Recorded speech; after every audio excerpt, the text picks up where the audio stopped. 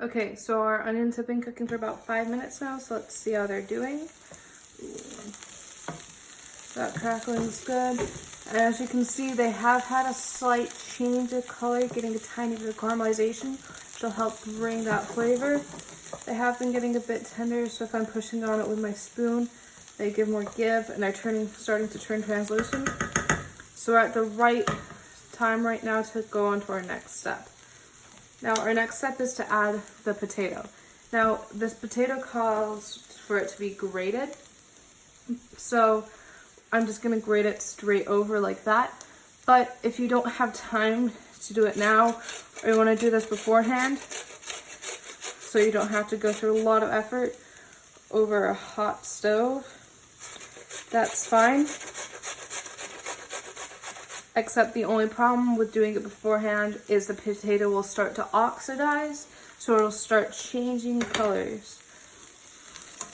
Now it's okay to put this metal here as long as I don't move it around. So it's just gonna slightly get warm. So as I was saying, the only problem with doing this beforehand is that they will oxidize, and some people find having like a slight red colored potato to be kind of funky, and I don't like that. So Martha Stewart, in her article called Keeping Cut Potatoes in Water, has a great hint, and you're just supposed to cover the potatoes entirely with water so no oxygen can get in.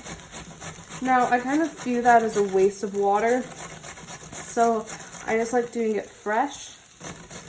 But if you want to prepare as much as you can ahead of time so you aren't losing all this heat from the air, that works too.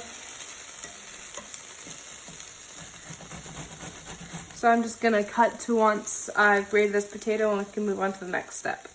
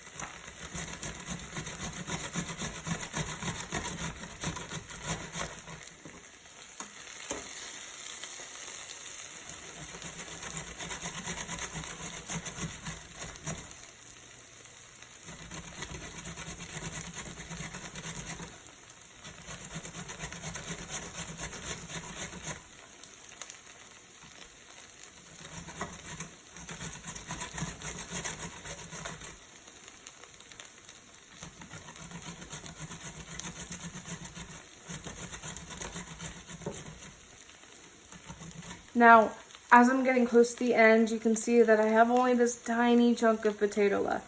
So it's really hard to grate because your fingers are so close. And all of these little notches in the grater, they're like little knives. So you want to be careful to not cut yourself. You just want to move nice and slowly. Just get that last bit. So that's just tiny enough that I'm just going to go ahead and pop that in. And then my hands are nice and clean. Luckily this grater isn't too hot, so I'm just going to go ahead and wipe this off with my hands. Give it a nice lovely tap. Then I'm going to grab my wooden spoon that I was stringing the onions with. Just scrape down that inside to get every last chunk of potato out. Okay. Now that the potato's in, the potato is a vegetable, so it has a lot of water. So it's going to definitely quickly start and add loads of water to this pan. So once I've got it all around so it doesn't burn, I'm going to go ahead and add in our spices that we mixed together earlier. Now to get a nice even coating, just going to go ahead and sprinkle them on top and quickly stir to incorporate.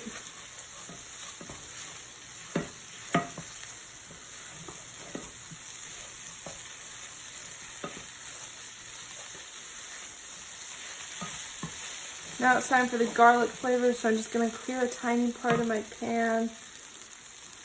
And now in the recipe it calls for 3 cloves of garlic. This here sauce, as you can see kind of on the back, says it's only 55% garlic. So I'm going to add a slightly bit more than I might want to. So as you can see, as I'm adding it in, it kind of has a liquid texture. So that here is just about a tablespoon. This stuff is strong, so that's all I really want to add. I can always add more later if I want. So I'm just gonna stir that around, get it nicely incorporated. Then I'm just gonna do what I did before. There's only onions in there. I'm just gonna get it fully in. Get down all that. Put the lid on. Just nicely leave it on a medium heat. So if you're using a fancy oven, like a fancy stovetop like I am, it's about a 5, maybe a 4 if it keeps going on. Just gonna leave that until the potato's cooked. Now if you grate it at a smaller size, it's gonna take less time, but it's about 5 minutes for this potato to cook.